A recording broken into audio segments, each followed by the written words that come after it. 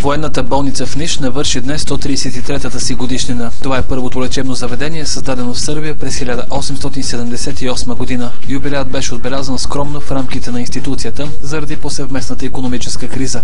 Министърът на отбраната каза, че тази болница и нейните експерти в миналото са постигали изключителни резултати в работата си и са показали висока степен на професионализъм и знания при изпълнение на отговорната и хуманна задача.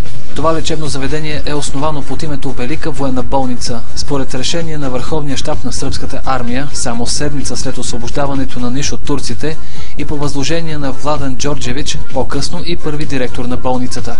В първите дни на съществуването си, според хрониките, Нишката военна болница имала 7 лекари и 2 помощници, един фармацевт, няколко медицински сестри и един чиновник. Днес тук има повече от 300 легла. В болницата работят над 460 специалисти, военнослужащи и граждански лица, от които почти 70% са лекари, включително стоматолози, фармацевти и медицински техници.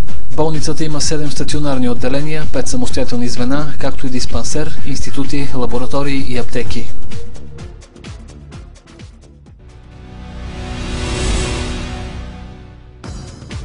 Кръгла маса състоянието на усвояването на средства от европейските фондове в Република България организира днес Коалиция за устойчиво развитие.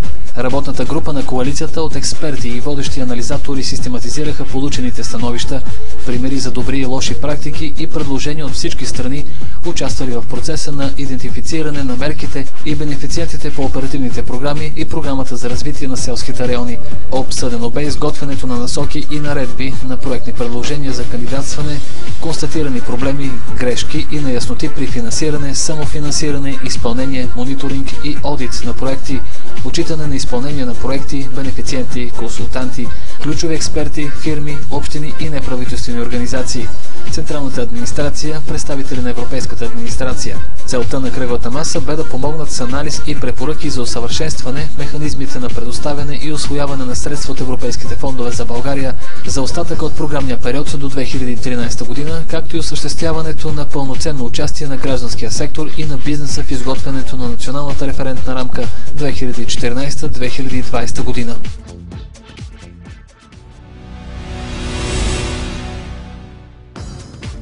Церемония по награждаването на победителите в конкурса Пожарникар на годината 2010 се състоя днес в столицата. Вътрешният министър обяви на тържеството, че е сформиран модул от 50 огнеборци, който е постоянно на разположение на Европейската комисия. Пожарникарите ни ще могат в кратки срокове да реагират при възникване на бедствени ситуации на територията на Европейския съюз. С едноминутно мълчание в памет на жертвите на терористичната атака в Москва започна церемонията по награждаването на победителите в конкурса.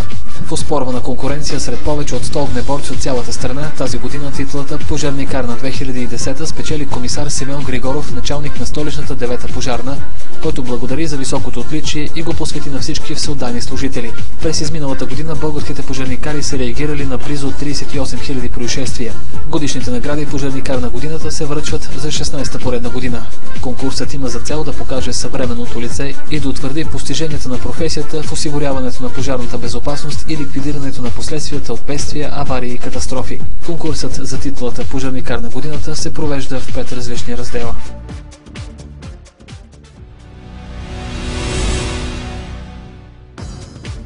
Днес се състоя официалната церемония по откриването на бизнес инкубатора в Нови Сад. Лентата бе прерязана от заместник министър-председателя на провинция Войводина и секретар по икономиката. А на тържеството присъстваха още кметът на Нови Сад, нейно превъзходителство посланникът на САЩ и негово превъзходителство австрийския посланник. Бизнес инкубаторът в Нови Сад цели намаляването на изтичането на мозъци извън страната, а тези, които имат идея да започнат собствен бизнес, ще получат подходящи условия за това. Инкубаторът ще бъде партньор от бизнеса на всяко предприятие.